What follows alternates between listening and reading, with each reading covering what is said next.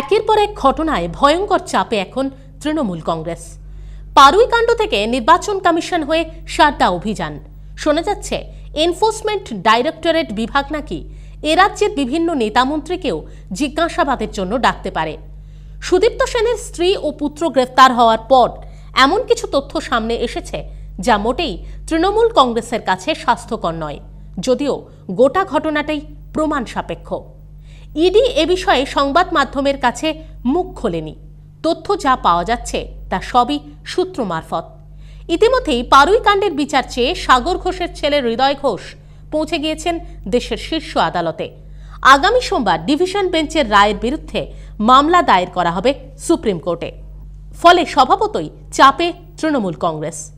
ওদিকে তৃণমূল সুপ্রিমো মমতা বন্দ্যোপাধ্যায়ের নিরাপত্তা নিয়েও যথেষ্ট চিন্তিত তাঁর দল। যখন নির্বাচনী প্রচারে এ প্রান্ত থেকে ও প্রান্তে ছুটে বেড়াচ্ছেন মমতা বন্দ্যোপাধ্যায়, তখনই তাকে টার্গেট করে নেমে আসছে একের পর এক আঘাত।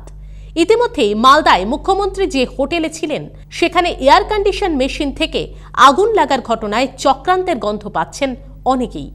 পাশাপাশি শুক্রবারই তৃণমূল নেত্রীর সভাস্থল থেকে মাত্র 1 কিলোমিটার দূরত্বেই সিউড়ির বোলপুর রোডের হারাইপুর গ্রামের কাছে এক ব্রিজের নিচ থেকে উদ্ধার হয় বিস্ফোরক। মুখ্যমন্ত্রীর যাত্রাপথে ওই বিস্ফোরক উদ্ধার নিয়েও রীতিমতো দলনেত্রীর নিরাপত্তাহীনতার চিন্তায় চাপে Trinamool Congress.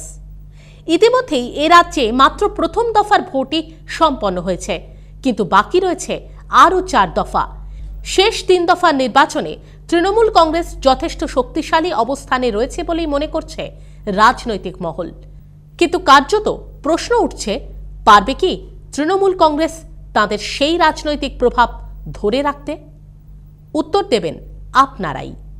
Bureau report, CTVN plus.